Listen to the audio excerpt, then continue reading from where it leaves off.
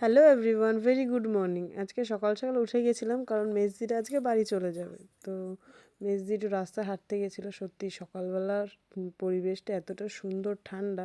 তো দিদি যাওয়ার পর একটু ঘুমিয়ে পড়েছে, ঘুম থেকে উঠে ফ্রেশ হয়ে নিলাম। আর এইখানে তো সারা রাত ভরে সেট আপ করে নেয় ভাই আর বোন কী কী দুষ্টুমি করবে। এখানে ভাই বুলেট চালাচ্ছে, দিদি বসে আছে, সবাইকে টাটা করে দিল। দিদি আবার একটু সাইড হয়ে বসলো বুলেটে। এই দেখে ওদের দুষ্টুমি দেখার পর সবজি নিতে চলে আসলাম। সবজি ভাই এসেছিলো, তো কিছু সবজি কিনে পাশের বাড়ি দিদি আমাকে বলছে, কিরে ভিডিওগুলো তো ভালোই হচ্ছে। আমি বললাম হ্যাঁ ঠিক। তো এটা বলার পর তো আমি একটু রেডি হয়ে গেছিলাম, যেহেতু কাঁচরাপাড়া যেতে হবে কিছু কেনাকাটা করার জন্য। তো তারপরে কাঁচরাপাড়া যাওয়ার জন্য বেরিয়ে গেলাম। তো ঘোষপাড়া স্টেশনে ট্রেনটাও চলে এসছে, তো তাড়াতাড়ি করে ট্রেনটা ঢুকে গেল। তো উঠে গিয়ে দেখলাম বান্ধবীও চলে এসছে। তারপর ছোট্ট মিষ্টি গপু সোনার সাথে দেখা হয়ে গেল। গপু সোনা এখানে কত সুন্দর, দেখো সেও একটু কেনাকাটা করতে যাচ্ছে। সুন্দর মতন আমরা কাঁচরাপাড়া স্টেশনে পৌঁছে গেলাম। তারপরে কাঁচরাপাড়া স্টেশনে নেমে দুজন হাঁটতে হাঁটতে গেলাম। তো বিমল শাড়ি সেন্টারে ভাবছিলাম একটু ঢুকবো, কিন্তু এতটা ভিড় দেখে আর ইচ্ছে হলো না।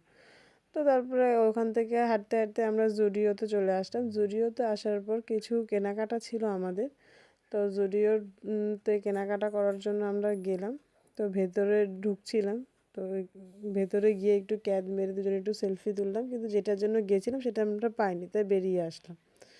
তো টোটোটা নিয়ে নিলাম। টোটো করে তারপরে দুজন গল্প করতে করতে, রাস্তা দেখতে দেখতে, সুন্দর পরিবেশ উপভোগ করতে করতে আমরা বিশাল মেঘা মার্কেটে চলে গেলাম। বিশালে গিয়ে তারপরে আমাদের যে জিনিসটা দরকার ছিল পেয়ে গেছি। তো জিনিস কেনাকাটা করে সব কিছু কিনে সুন্দর মতন আমরা আমাদের চায়ের দোকানে চলে আসলাম, কাকুর চায়ের দোকানে। এই চাটা সত্যি খুব দুর্দান্ত সুন্দর। তো দুজনে মিলে একটু চা খেয়ে তারপরে গল্প আড্ডা মেরে তো বাড়ির দিকে রওনা দিতে, একটা টেডির দোকান দেখলাম। উফ, দোকানটা কি সুন্দর। তারপরে এখানে ফেমাস ঘুগনি, দাদাভাই ঘুগনি নিয়ে বাড়ি চলে আসলাম। ঘুগনি কিনতে কিনতে ট্রেনটাও ঢুকে গেল। ট্রেনে উঠে তারপরে বাইরের পরিবেশটা খুব সুন্দর ছিল আজকে। তো দেখতে দেখতে ঘোষপাড়া স্টেশনে চলে আসলো। বান্ধবীকে টাটা করে ট্রেন থেকে নেমে গেলাম। নেমে গিয়ে 4:05 বাজে তখন। তো আস্তে আস্তে বাইরে আসলাম, গ্যারেজ থেকে সাইকেলটা নিলাম। সাইকেলটা নিয়ে আমাদের সাইকেল চালিয়ে বাড়ি চলে আসলাম।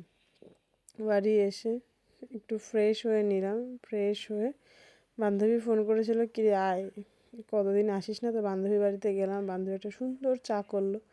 চা খেয়ে একটু গল্প আড্ডা মেরে এইভাবে পুরো দিনটা কাটালাম। আবার কাল দেখা হচ্ছে একটা মিক্স ব্লগ নিয়ে। টাটা বা